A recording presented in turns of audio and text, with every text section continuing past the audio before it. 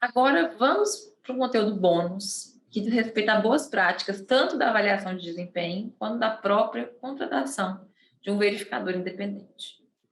Em primeiro lugar, eu consigo pensar, nessa primeira parte, quais que são os possíveis aspectos que devem compor os indicadores de desempenho a serem avaliados.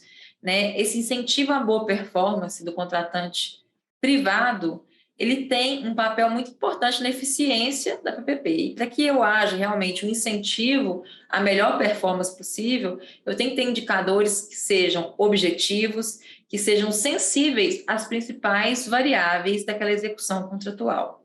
Então, aqui eu compartilho com vocês um manual da Hauer, que é uma consultoria, que avalia os principais grupos de indicadores de desempenho que devem ser avaliados, O primeiro são aqueles indicadores de natureza operacional. O que são os indicadores de natureza operacional? Vão avaliar aspectos da qualidade técnica e da própria infraestrutura do projeto. Eu tenho aqui uma possibilidade de avaliar aspectos concretos e visíveis da qualidade dessa infraestrutura. Por exemplo, eu posso ver se a sinalização está cumprindo as normas da BNT, quando eu penso num processo de rodovia, se eu fiz a drenagem, se houve a redução do número de acidentes que é planejada a partir da questão da PPP. Se eu falo de uma PPP de iluminação pública, eu vou ver, por exemplo, o número de lâmpadas queimadas, o tempo que elas ficaram disponíveis. Isso tudo tem uma característica que é eminentemente operacional. Os indicadores financeiros, por outro lado, também são muito importantes, porque dizem respeito à saúde financeira da concessionária e à própria viabilidade econômica deste contrato, do projeto de PPP. Quando eu tenho o verificador independente ele vai auxiliar na auditoria de balanços do ente privado e, eventualmente, vai até solicitar informações, fazer diligências, para que o poder concedente receba informações da continuidade daquele serviço público.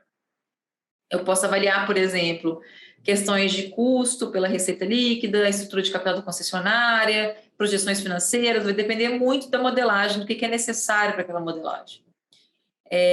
Outro aspecto de indicadores que são muito importantes quando a gente pensa em contratos resilientes, que é um tema que a gente vai falar para frente aqui no curso, são os indicadores ambientais. Eu vou avaliar o compliance, a conformidade daquela concessão com a legislação ambiental vigente ou com boas práticas que podem ser inseridas ali naquele contrato.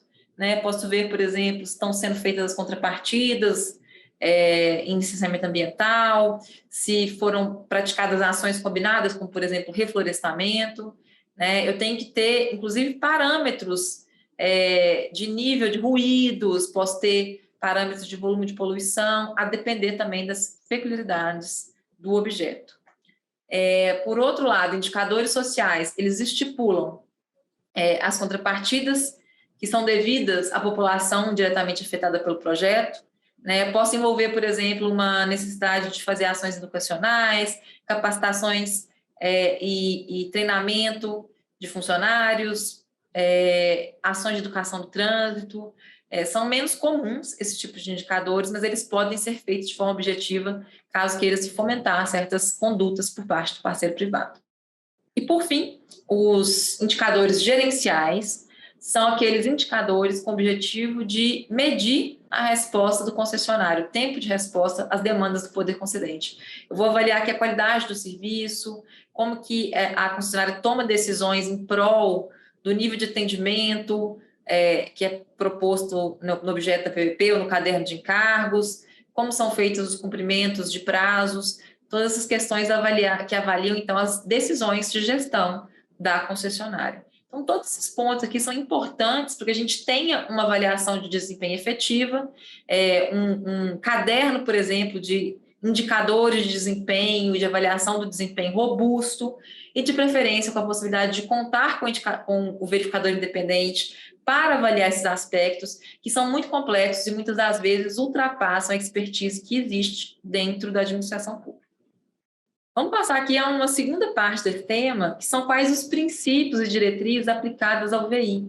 A gente falou um pouco já do processo de contratação do VI, o que o VI faz, mas com o passar do tempo a gente começou a discutir alguns princípios voltados à boa prática para a atuação do verificador independente. Quais são esses elementos essenciais, né? Aqui eu reproduzo para vocês uma conceituação que foi feita pela primeira vez em um manual de boas práticas para contratação de VI do Estado de Minas Gerais. E dentre as diretrizes, a primeira delas é efetivamente a independência, o próprio nome diz, né? Uma autonomia em relação às partes permite o crescimento de uma confiança coletiva em relação aos mecanismos de monitoramento, de auxílio ao controle, né? Então, a gente tem uma justificativa e uma justificação social e entre as próprias partes públicas e privadas de que o desempenho aferido ele é objetivo, é feito por um terceiro que é independente. Essa independência, ela se justifica e se observa pelo cumprimento dos requisitos de transparência. Isso também favorece a legitimidade da atuação do VI, né? Eu demonstro a todas as partes interessadas como ele atua. E para que o VI consiga atuar de forma independente, transparente, objetiva, é necessário que eu tenha no próprio contrato uma estrutura que permita essa atuação ocorrer em bases previsíveis, né? E assim eu diminuo os riscos do próprio desvio na atuação do VI.